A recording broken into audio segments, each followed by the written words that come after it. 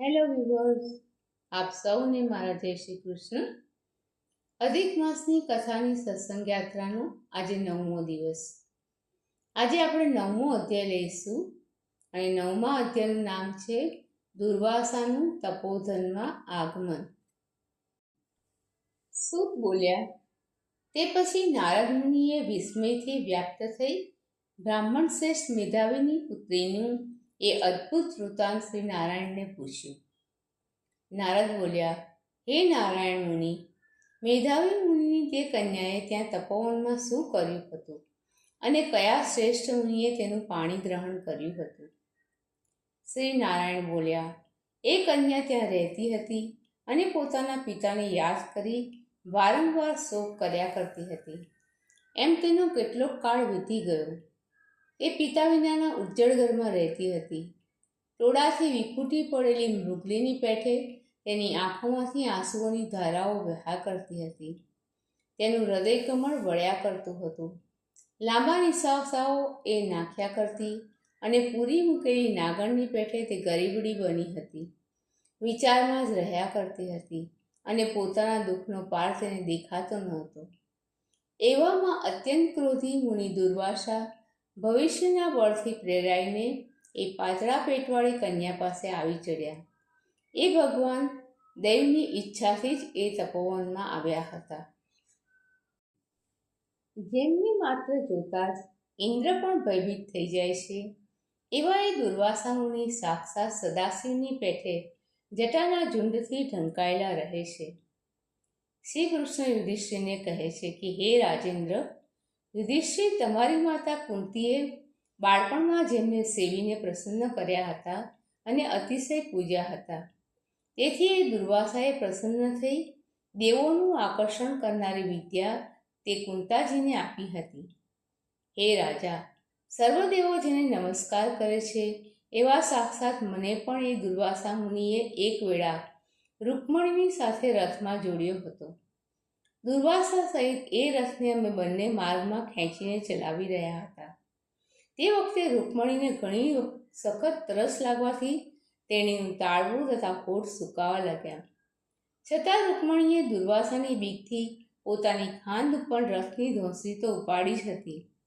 છેવટે પાણીની ઘણી જ ઈચ્છાથી તેણીએ મને સૂચના કરી, એટલે પ્રિયાના પ્રેમથી વ્યાપ્ત થઈ મેં રથ ખેંચીને ચાલતા ચાલતા જ પગના આગલા ભાગથી જમીન દબાવી ભોગવતી નામની પાતાલ ગંગાને ત્યાં આણી હતી. એ ગંગાએ છેક ઊંચી આવી જેટલાથી રૂકમણીની તરસ શાંત થાય એટલા જ પાણીથી રૂકમણીની સખત તરસને શાંત કરી હતી. તે જોઈ હે મહારાજા, તે ક્ષણે દુર્વાસાને ક્રોધ થયો હતો. એ ક્રોધી મુનિએ પ્રલયકાળના અગ્નિની પેઠે જાણે સળગી રહ્યા હોય તેમ એકદમ ઊભા થઈ મને શાપ આપ્યો હતો. અહો હે શ્રી કૃષ્ણ, તમને રૂકમણી સર્વકાળ ઘણી જ વહાલી લાગે છે, કારણ કે તમે પ્રિયાના પ્રેમથી વ્યાપ્ત બની મારું અપમાન કરી તેણીને પાણી પાયું છે અને પોતાનું મહાત્મ્ય બતાવ્યું છે, માટે તમારા બંનેનો વિયોગ થાવ. હે યુધિષ્ઠિર, એ તે દુર્વાસા શ્રેષ્ઠ મુનિ છે કે જે સાક્ષાત રુદ્રદેવના અંશથી ઉત્પન્ન થયા છે. બીજા કાળ રુદ્ર જેવા તે છે. અત્રિ ઋષિના ઉગ્ર તપરૂપી કલ્પવૃક્ષનું મહાદિવ્ય ફળ છે અને પતિવ્રતાઓના મસ્તક પરના રત્ન જેવી સતી અનસૂયાના ગર્ભમાં તે જન્મ્યા છે. વળી એ દુર્વાસા મુનિ બુદ્ધિમાન પણ છે. મૂર્તિમાન જાણે તપ હોય તેવા છે અને તેમનું શ્રેષ્ઠ મસ્તક અનેક તીર્થોના જળથી ભીની રહેતી જટાઓથી સુશોભિત રહે છે. એ દુર્વાસા મુનિને આવતા જોઈ કુમારી મેધાવતી શોક સાગરમાંથી એકદમ બહાર આવી. તેણીએ ધીરજથી ઊભી થઈ એ મુનિના ચરણોમાં વંદન કર્યું અને જેમ સીતાજી વાલ્મીકી ઋષિને નમસ્કાર કરી પોતાના આશ્રમમાં લઈ ગયા હતા તેમ નમસ્કાર કરી પોતાના આશ્રમમાં લઈ ગયા. તેમને આસન આપ્યું અને એમને જાત જાતના તપોવનના ફળો તથા પુષ્પો અર્પણ કરી એ મુનિનું સ્વાગત કર્યું. તેમજ એ બાળાએ આદર સહિત તેમનું પૂજન કર્યું. પછી હે રાજા, વિનય સહિત એ મુનિકન્યા આ પ્રમાણે બોલી. બાળાએ કહ્યું, હે મહાભાગ્યશાળી, હે અત્રિ ઋષિના કુળમાં સૂર્ય સમાન, આપને નમસ્કાર હો. હે સત્પુરુષ, મારા દુર્ભાગણીના આશ્રમમાં આપનું પધારવું ક્યાંથી થયું? હે મુનિ, આપના પધારવાથી મારા ભાગ્યનો ઉદય થયો છે. અથવા હે મુનિ શ્રેષ્ઠ, મારા પિતાના પુણ્યના પ્રવાહથી પીરાઈને આપ મારી ખબર લેવાને જ પધાર્યા છો. આપ જેવા મહાત્માઓના ચરણની રજ તીર્થરૂપ હોય છે. તેનો આજે સ્પર્શ કરતાં મારો જન્મ સફળ થયો છે અને મારું વ્રત પણ સફળ થયું છે. એટલું જ નહીં, મને પુણ્ય પણ થયું છે અને આજે મારો આ સંસાર પણ સફળ થયો છે, કારણ કે આપ જેવા મહાપુણ્યશાળી પુરુષના આજે મને દર્શન થયા છે.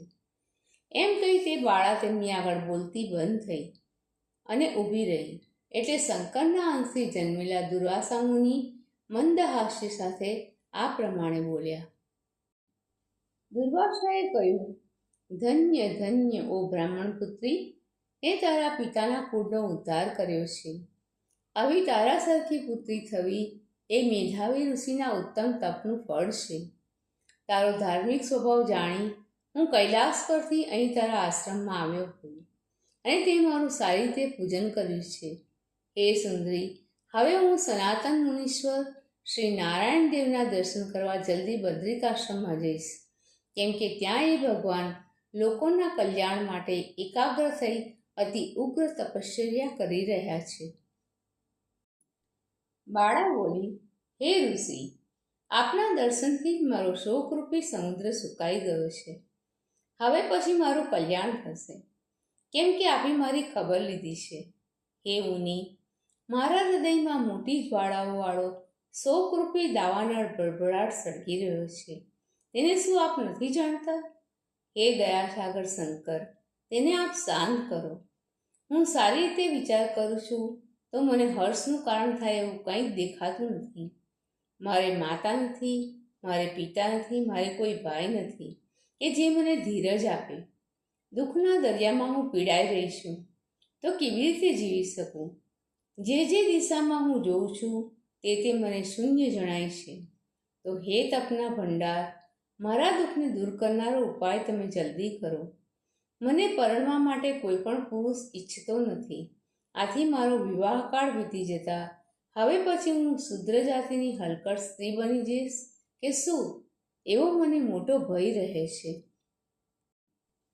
આ કારણથી મને ઊંઘ આવતી નથી અને ખાવાની પણ ઈચ્છા થતી નથી. હે બ્રાહ્મણ, હવે તો હું મરી જવાની જ ઈચ્છાવાળી થઈ છું અને એ જ મારો હવે નિશ્ચય થઈ ચૂક્યો છે. એમ કહી આંસુવાળા મુખે એ બાળા તેમની આગળ બોલતી બંધ પડી અને દુર્વાસા તેણીના દુઃખને દૂર કરવા તે વેળા વિચારમાં પડ્યા. શ્રી નારાયણ બોલ્યા, મુનિ કન્યા મેધાવતીનું વચન સાંભળી મહાતપસ્વી મુનીશ્વર દુર્વાસાએ વેદોનો વિચાર કરી અતિશય કૃપાથી તે બાળા સામે જોયું અને પછી સારરૂપ કંઈક હિતકારી તેને કહ્યું. ઇતિ શ્રી બૃહન નારદીય પુરાણ વિશેના પુરુષોત્તમ મહાત્મ્યમાં દુર્વાસાનું તપોધનમાં આગમન નામનો 9મો અધ્યાય સમાપ્ત. દર્શક મિત્રો, આપ સૌને મારા જય શ્રી કૃષ્ણ. કાલે ફરીથી મળીએ અધિક માસની કથાની સત્સંગ યાત્રામાં એક નવા અધ્યાય સાથે.